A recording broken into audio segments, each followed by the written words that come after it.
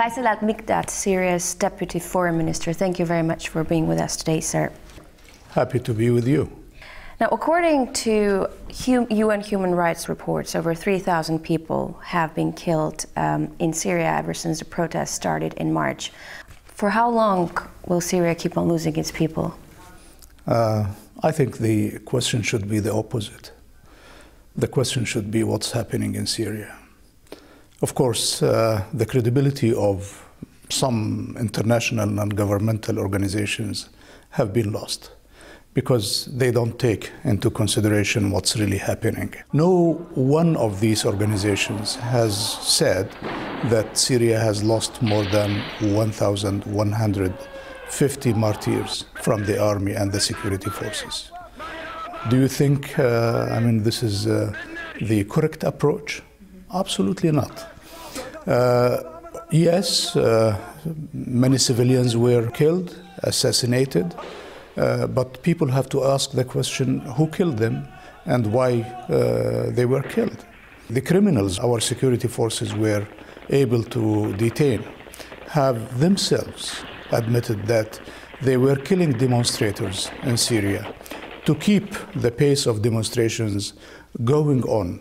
Not only that, but some of those criminals said they were killing people to keep, for example, the illegal building of houses in certain areas because they cannot violate the law if the demonstrations were not there. So these are the cases. However, we believe the killing of a single person is too much. You believe that life of one person is already crucial, and these clashes, they still keep taking place.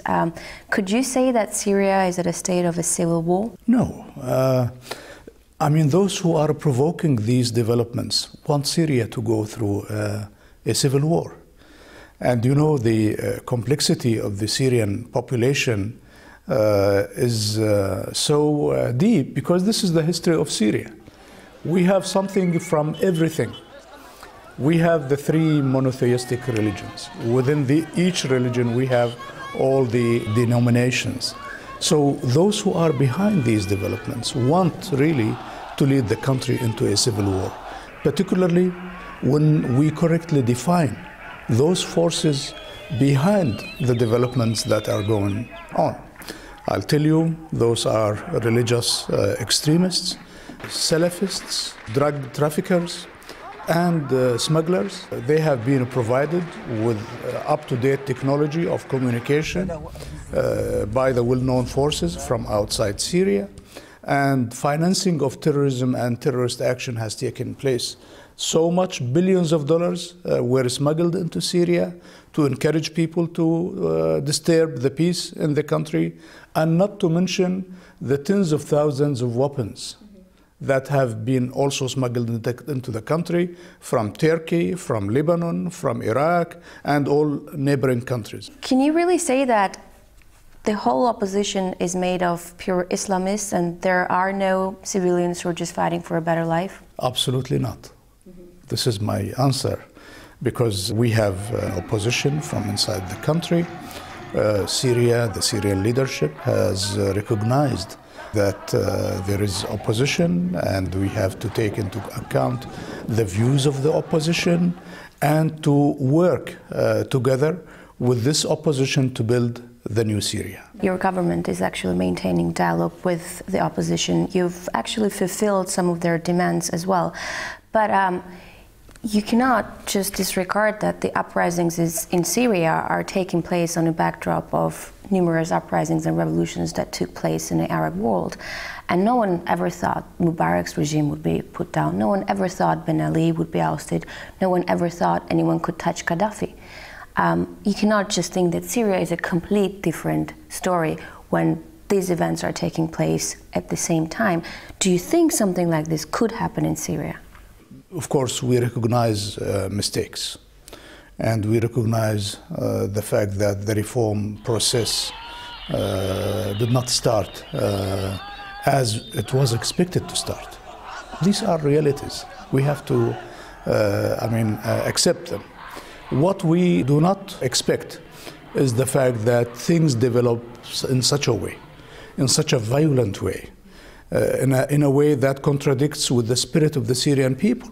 Social media has played a crucial role in Egypt. How is that affecting Syria?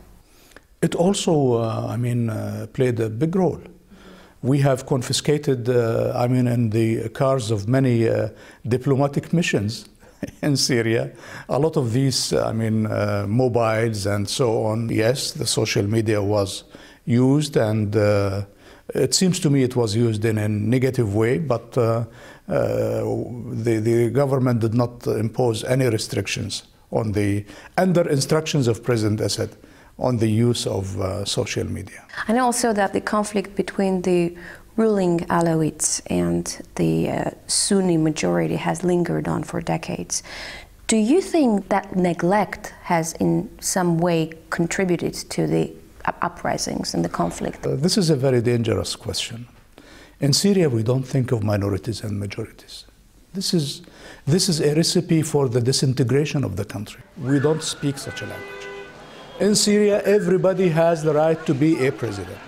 In Syria, everybody has the right to be a prime minister. You know, throughout our history, the first prime minister was a Christian Orthodox.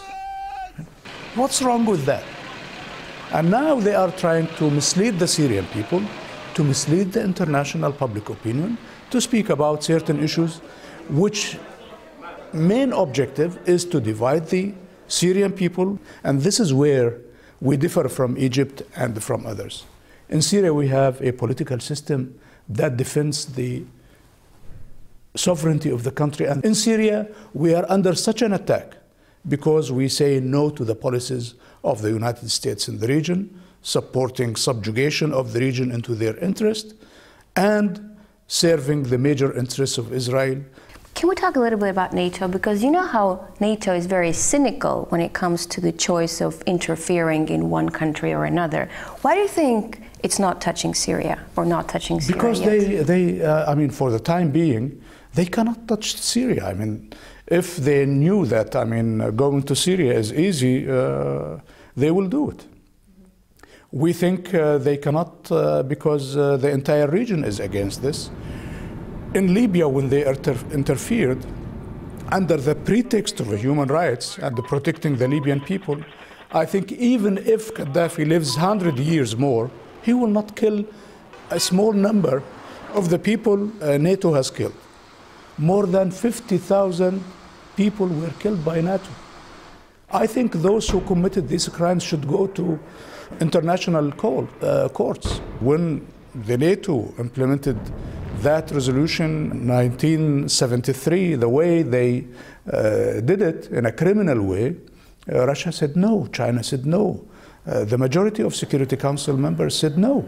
Russia is only working in the interests of Syria.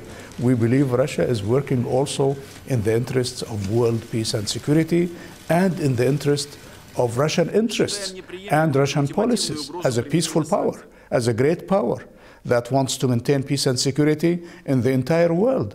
If they manipulate the situation in the Middle East, they will do it everywhere in the world. And it has become very clear, the issue in Libya is an issue of oil. And those countries are rushing now to divide the gains of the war among themselves.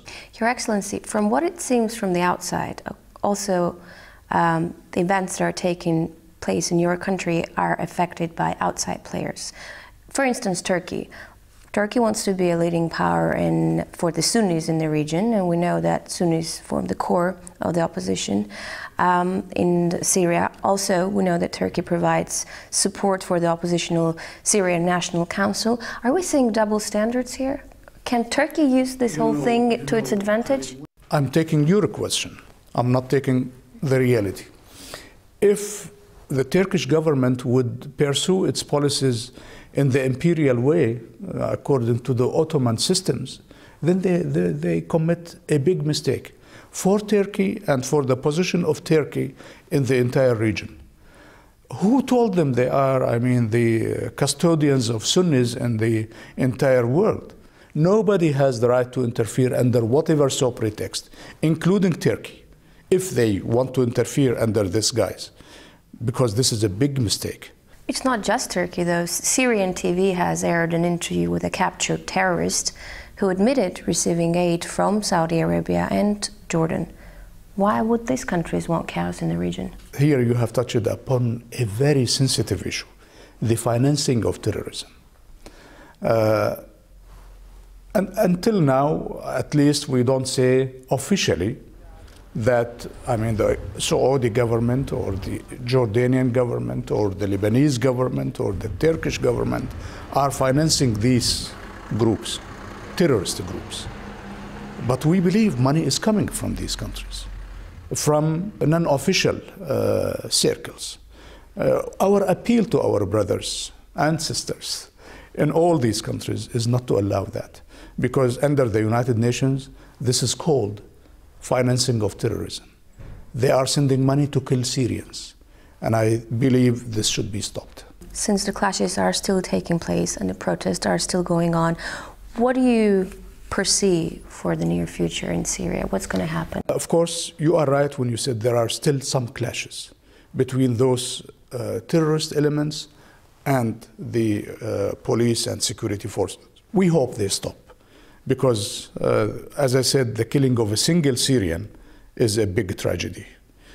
Now, you will ask me, okay, what's the way out? The way out are the reforms. President Assad has put on the table a comprehensive plan of reforms. So the whole process is a matter of 3-4 months, and then the new Syria will emerge. Thank you very much, Your Excellency, for this interview. Thank you.